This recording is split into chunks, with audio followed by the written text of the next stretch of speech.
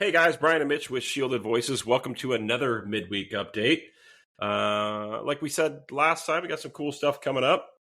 Mitch, how you doing? Good. A lot better this evening than I was earlier today, but good. Yeah. What was going on this afternoon?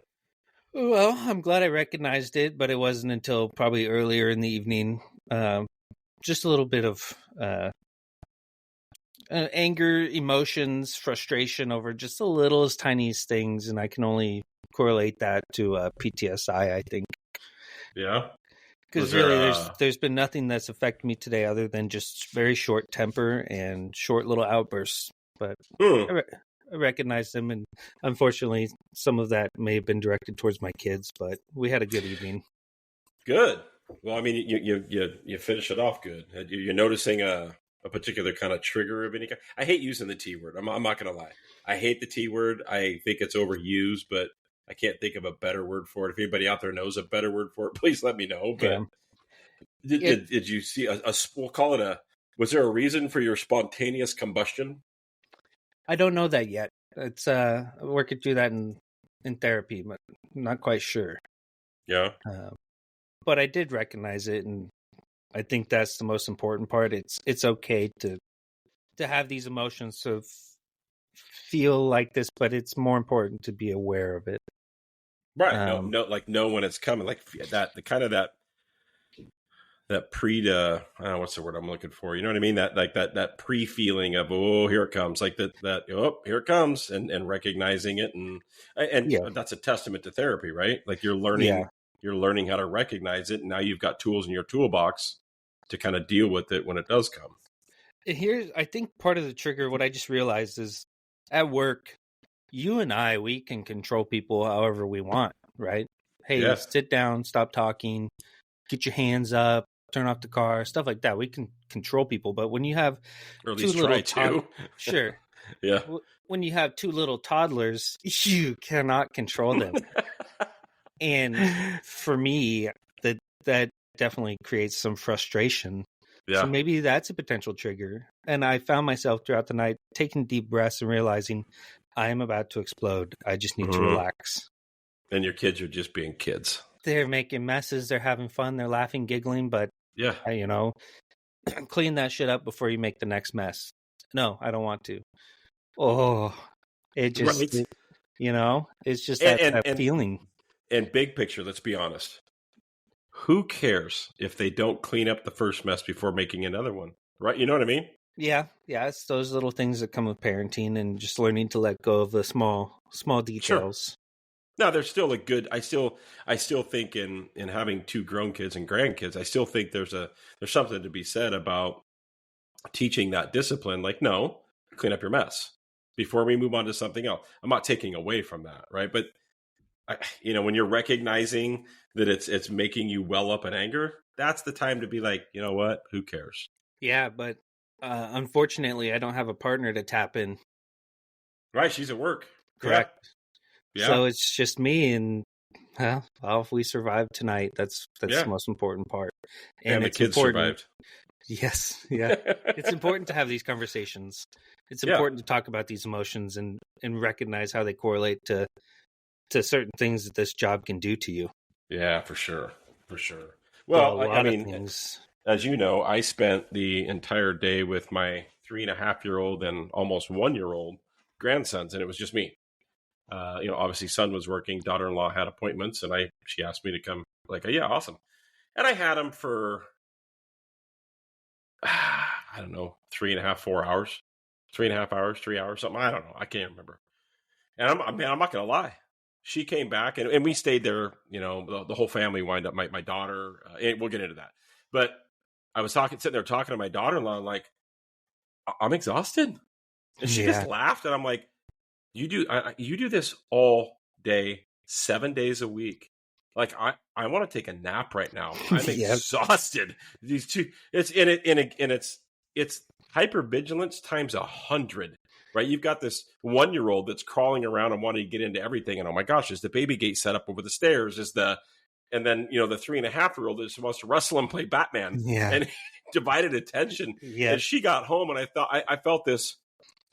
Thank you, God. Like hallelujah. Yes, Like, I love them, don't get me wrong, but and we still stayed for several hours after.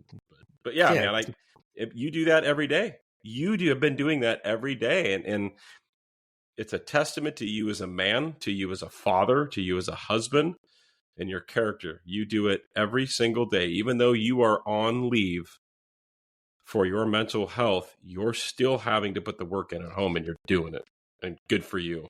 I appreciate that. Well, how was your day today? Besides, it was amazing. You had your family time with grandkids. That's great. It was amazing.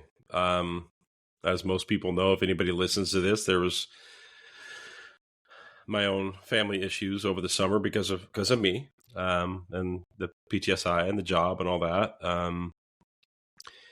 And tonight, for the first time since August, I actually spent time with my daughter. That's so wholesome. And my son-in-law, and hugged her and hugged him. And it's, man, God is working, dude. God is working. He's working big time. When we came home, I told my wife, I was like, I feel so incredibly blessed right now. And there's no other way to put it except that God is good. And he's got a bigger plan, and he's working. And because of me and my humor and my ego at the same time, I picture God sitting there with his arms crossed, like, I told you. Patience. Patience. Exactly, right? Be patient.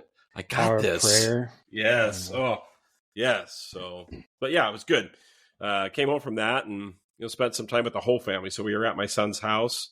Wife got off work, drove out there, and my daughter and son-in-law came out. So I literally the first time since August 2024, actually July 2024, as far as days go, that I had my whole family in one place with me. It was awesome. It was awesome. Yeah. Neat. So, and what day I saw you on Saturday? You and I had lunch. Yeah, Saturday. Yep. That was a good time. It was nice to see you again in person. And a banging burger. Come on. That burger was badass, dude. I think I demolished that in 10 minutes. Yes, you did. I was hungry. I literally looked over like, I haven't even started the second half of this thing. I'm not sure if I'm going to finish it. And you were like, I'm done. You were milking it. That's fine. It was delicious. The outside of that restaurant, you think, but then you go inside. Mm-hmm. Yeah, man. The Roadhouse in Gresham, Oregon. Really good burgers. I wouldn't say they're like renowned or anything, but I love driving through there. For those of you listening, Mitch, I'm on the east side of the metro area. Mitch is on the far west side. I'm on the far east. He's the far west. And he's driving. We're like going to get food. Brian, I think at one point I asked you if you were carrying a gun based off of where we were driving through. Yes, you did. And I tried to explain to you that, like, bro, that's like way west of us. That's the Rockwood area. This is, and be honest, how many homeless people did you see the entire time you were out here? We saw one. No, we saw one. We did see one driving. Yeah, that's right. One. We were talking about it, and then there's one right there. There's one right there. Yeah. There's more of that shit in Aloha and Forest Grove and like, yeah. Yeah, that's true. Yeah. It is true. Yes, everybody thinks of, when they think of where I live, they're like, oh my God, like seriously? Fucking get, like, bro, there are deer in my neighborhood. I could see that after having driven through. Yeah. Yeah. Coyotes and like, yeah, dude, like where you live is a nice area. Oh yeah, of course. I mean, I did not know that existed. I know that city. No clue. I thought all of it was just a shithole. Nah, dude, that's Rockwood and Portland and like, yeah, no, man. I'm way, like I said, I'm only 40 minutes from Timberline Lodge. Yeah. It took me an hour to get to you. Yeah. A little bit more than an hour. Yeah, traffic. But one thing I do want to bring up, when I got there to your house, you showed me something on your door frame. My door frame? Mm-hmm. You marked it in pencil? Oh, yes. Right? Yes. Interesting, right? Very interesting. So Brian had pointed out one line that he had marked on his door frame, kind of like you're growing up and every year you'll put a line above your head so you can see how tall you're growing. Well, Brian had one and then pointed to one just a little bit above it. Yeah, the first one was from 3 years ago. Yep, and the one above it was recently. Was what? That same day that you came over, Saturday. Yep. Yeah, it just goes to show that all that gear that we wear compacts our spine and creates additional physical issues. Yeah, I literally have my spine has decompressed. I am a 1/4 inch taller now than I was 9 months ago. Isn't that crazy? A 1/4 inch, dude. Imagine wearing that for 25 years straight. Yeah. Yeah. And getting in and out of cars. And again, it is what it is, right? Sure. We love doing it. But it's just, there is something to be said about just the overall health aspect of, physical fitness. Like I've always been physically fit, but it's a different physically fit now, if that makes sense. Yes. Because I'm in a position now where I actually have a mind-body connection that I didn't have before. Yeah. Because I'm mentally healthier as well. And when I got up Saturday morning, I was reading a post on LinkedIn about that stuff, about health and the mind-body connection with fitness, and I thought, gosh, like I've been 6 foot my whole life, like in the military, like senior high school and everything, and then over time it's like, well, you're 5'10" and a half, and my wife would laugh at me. It's like, oh my God, you're old and you're shrinking. And I thought, I wonder. And I did, and I wasn't cheating. And I wanted to see the realities of it. And I'm looking at it right now. And I'm a 1/4 inch taller. Yeah. A 1/4 inch. That's huge. It's pretty significant if you think about it, just from, compressing your spine. That's not comfortable. That's just can lead to other medical issues further down the road. Well, one topic we haven't touched on, which I think is notable for today, is the weather. Oh, yeah, we have to talk about the weather. We do, absolutely. Did you get the thunderstorms that we got? We had some thunder. We had a short little power outage, but it came back on right away.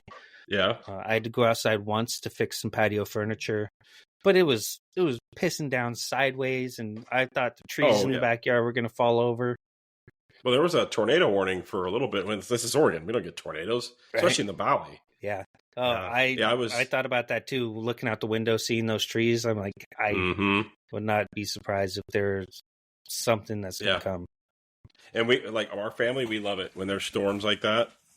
We love thunder, lightning. My grandson, I was over at their house when that all happened. It was just me and my daughter-in-law, my 2 grandsons, and the 3.5-year-old was like, I want to see thunder and hear lightning. And we're like, no, it's the other way around, dude. Like, and I'm, he's 3. Like, what do you do? But and he's just got his face plastered, and it was awesome. And it rumbled the house. And there was a time back when I was in the military. I was in basic training, and of course I'm in the South, right? And a thunderstorm comes through, and this is like June in the South. And what do? I'm like, I'm an Oregon boy. I was really like, when storms come around, we sit on the front porch, like, or we go grab lawn chairs and sit in the front yard. Yeah. So I literally, my dumbass runs out onto the PT field, and I'm standing there like staring at the sky, and all my buddies are like yelling out the windows, like get your ass. And I'm like, you guys are a bunch of fucking weenies, dude. Like, give me a break. And I remember it's pitch black outside, and I felt this thump from behind, and I turn around, and it's one of my drill instructors, and he's grabbing me by the collar, screaming at me to get my ass back in the barracks because there's thunder and lightning. And I'm like, what the? But of course I'm listening. He's a drill instructor. And I get back in the barracks. I'm like, what's your fucking problem? Like, what the hell? And he's like, hey, dumbass, you see those metal rods in the corners? Those are called lightning rods. Sit here for a second, and you could watch the lightning smacking the lightning rods. It was crazy. Jeez, yeah. It was crazy. You're the only one standing in that field. You're the lightning rod. Exactly. Dumb Oregon boy. Like, learn your lesson. It's a good thing not the hard way. Mm-hmm. Yeah, I mean, what a story to tell, though. Later be like, yeah, I was struck by lightning. No big deal. But so should we at least do an actual midweek update? And let everybody know what we got coming up because it ain't gonna suck. Yeah, one thing I think is important to bring up, or at least recognize, acknowledge, before we got on the camera, you brought up line of duty deaths so far this year, most recently, last couple days. How many there have been. I was looking on the National Fallen Officers Foundation page. So far, it's 13 line of duty deaths, 9 killed by gunfire, and 4 canines killed. I shouldn't say so far. That's a bad way to put it. But it's the truth, right? Unfortunately, and it's my understanding. I mean, there's what I think 3 or 4 just over the weekend, right? The Virginia Beach, the 2 officers. I think another one in Missouri. It's just, I mean, we can train and train and train and train, right? But it's when it happens, it happens. Obviously, you and I are both, as instructors, huge advocates of training, and this is why we train. Not that they did. I'm not saying they did anything wrong, right? But the more training we have, at least the better the chances are for us. But sometimes it just is what it is, and it just happens regardless of our training. And it breaks my heart to see this, and for anybody dying, but we're specifically for cops right now. It feels like it's just it feels like it's getting worse, man. I agree, and at least over the last 4 or 5 years, especially. But if anyone's interested in looking at statistics or finding out how you can support families of loved ones lost in the line of duty, you can go to nationalfof.org. It's National Fallen Officer Foundation. I just wanted to shed some light on that, even though it's kind of negative. Just we acknowledge it, and we do, and our hearts and prayers go out to, genuinely, and I know it's cliche, but our hearts and prayers go out to the families, man. Like the law enforcement families, the actual families. I can't even imagine. That's one of the things that used to weigh on me. That, like, there could be a day where my wife gets that call. Your wife gets that call. Yeah. Or shit, for that matter, your wife hears it on the radio. She's a dispatch. You know what I mean? Yeah. Like. Yeah, that knock on the front door, or, a friend showing up to your door saying that your other friend's been involved in a car crash and has died 3 times so far, but has survived. That wasn't fun. And I would say, I don't know, do you have somebody designated to be that person to make the notification? Well, I mean, that's why we set those up with our departments on who we want to make that notification. Doesn't make it any easier. That's what I'm saying. Have you done that? Did you do that? I have. You have somebody chisel? Yeah. Yeah. A lot of people don't. They're just like, no, I'll just let the department do it. Bullshit. Don't. Because just please don't. Like, as hard as it would be on your buddies, man, somebody that knows your family, that you work with. I mean, that's what I did. Yeah, it's my kid's godfather. I work with them. Oh, interesting. Yeah. You'll have to tell me who that is offline. was not aware. Yeah. Yeah. Yeah. Well, now that we got the negativity out of the way. Right. Let's move on to the good stuff. What we got coming up this coming Sunday. We just spent 3+ hours interviewing. Yeah. The other day. Yeah, she even made a comment on her Instagram page about how long it was, which is good. Yes, she did. She's not used to that, and she has her own podcast. Yeah. The look on her face when I told her, I'm like, yeah, so we're going to need about 3 hours. She was jaw dropped, like, what? Yep, don't worry. 2 episodes. We 2 episodes. We sit down for 3 hours, but it's 2 episodes. Right, we get it all knocked out. But yeah, Jessica Flores, The Next Shift. Just amazing work, man. She and she'll get into her story, but she was a cop in freaking Kansas City, man. Like the shit for, I think she said, about 10 years. Yeah.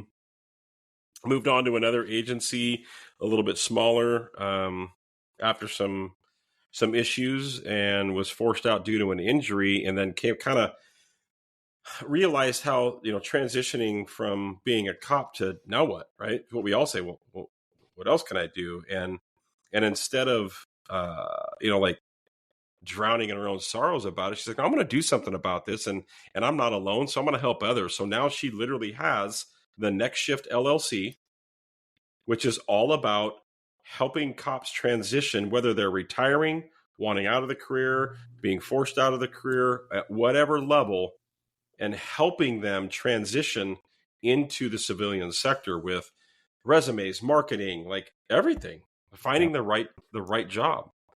That's just what an awesome story. And hold on, because she got a lot to say. She does.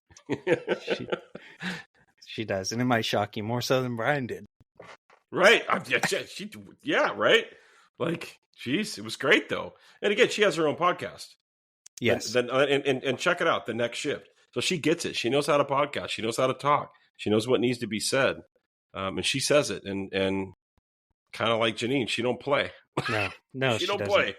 Yeah, It's going to be awesome. I cannot wait for that to drop on Sunday. Yeah, and her personality matched some of the personalities we work with, the alpha females, which is... Yes, she is and I'm not going to say the name, but talking to her and watching her mannerism, I literally had this female recruit in my car again, all over again. Like, she was the spitting image of one of the female recruits I had, whom I love and I literally talk to all the time still. But I'm like, oh my God, I've got this female recruit again. It was crazy. Like, it was her doppelganger. It was weird. Yeah, it's awesome. It's going to be great content. Yes. And very valuable for those because we've interviewed a lot of people that have retired, and we've interviewed them in the point of their life where they're very early on into retirement. So they're in that transition period back into normal life. And she's a great resource if you don't even know where to begin. Yes. Yeah. And what's cool is that thing she was talking about, the debrief. That was cool. Yes. And we won't, it's kind of a teaser. She has this thing she does once a month called the debrief, and it's all online. So listen to the podcast and you'll get the information about it. It sounds pretty cool. Yeah, I agree. And it's definitely, I love listening to her podcast. They're very informative and gives you that out for when you're ready. Yeah. Yep. And it makes you ready for when you're ready for the out. Yes. Yeah. And then what else do we have coming up? We talked to a Department of Corrections. Oh, that's right. Gentleman that we have scheduled. Yes. He's been doing the job. What did he say? I can't remember how long he said he's been on the job, but Department of Corrections, lives in Idaho, works in Oregon, I think. That's the way to do it. Yeah, right. Yeah, no kidding. Well, unless you get injured on the job. Right. I mean, it's whatever. There's that, but yes. I mean, when I say, he lives on the border, so it's like it's a 15-minute commute or whatever, 30-minute commute. But that's going to be cool too. That'll be our first corrections person. We've got our first firefighter coming up. Yes. Angela. That's this week. Yeah, that is this week, Friday. Yep, Friday we'll be interviewing her and then getting through all those edits as well. Yep. Yeah. And then after we interview her, I'm going to Monster Jam. You're going to Monster Jam? Yeah. You redneck. Like, wow. Oh, the kids will love it. You're taking the kids? Yeah, we'll see how that goes. Yeah. I just you got ear protection, I hope. We got little tiny earmuffs for them. Yeah, I love it. Monster Jam would be a blast. If I'm full disclosure, I've been to like 3 or 4. It's pretty cool. I think I've only been to one in my lifetime. Yeah, where is it? Is it in Portland? Yeah. Yeah. Oh, it's definitely going to be loud. Then it's indoors. Yeah. Yeah, it's still going to be fun. I am going to next week. I'm going to be out. I'm going to Arizona again. I go down there 4 times a year or so. See my friends that I grew up with and stay with them. And I'll be honest, it's going to be hard to come back because like today it was 82 degrees there. Yeah, perfect. Whereas we had close to tornado warnings. Right, and 45 degrees and raining for 27 hours. Yeah. It's the valley. It's the Willamette Valley of Oregon. It's going to rain until July 5th. The sun comes out July 5th. That's what I always say. Yeah. Yeah, so... Well, good. Well, let's wrap this up, and then we can chat about other stuff offline. So Let's do it. Why don't you wrap us up? And don't forget, you missed the sign off last week. You got to do it this week. Oh, okay. All right. So wrap us up. Tell us what we got. I don't know how you expect me to wrap it up. Well, how about this? I will wrap it up, and then you do the sign off that you missed last week. Let's do it. Okay. Got it. Awesome. Okay. We're going to wrap this up. So please tune in Sunday. We got Jessica Flores from the Next Shift LLC. Check her out on LinkedIn, Instagram, all the social media platforms. She is awesome. And please, once again, for Shielded Voices, like, subscribe, follow Spotify, YouTube, Amazon, Apple, iHeartRadio, like Pandora. all the platforms. Yeah. Pandora. Yeah. I Googled us. I Googled Shielded Voices, and it was probably the first page and a half of just seriously? Everything, all the platforms. That is crazy. So as long as you just Google it, you'll find it. I love it. So yeah, please like, subscribe, follow. We say it every time, and I'm going to say it every time. We're not getting paid. No guest is getting paid. We're doing this because we really genuinely, from the bottom of our hearts, want to reach people.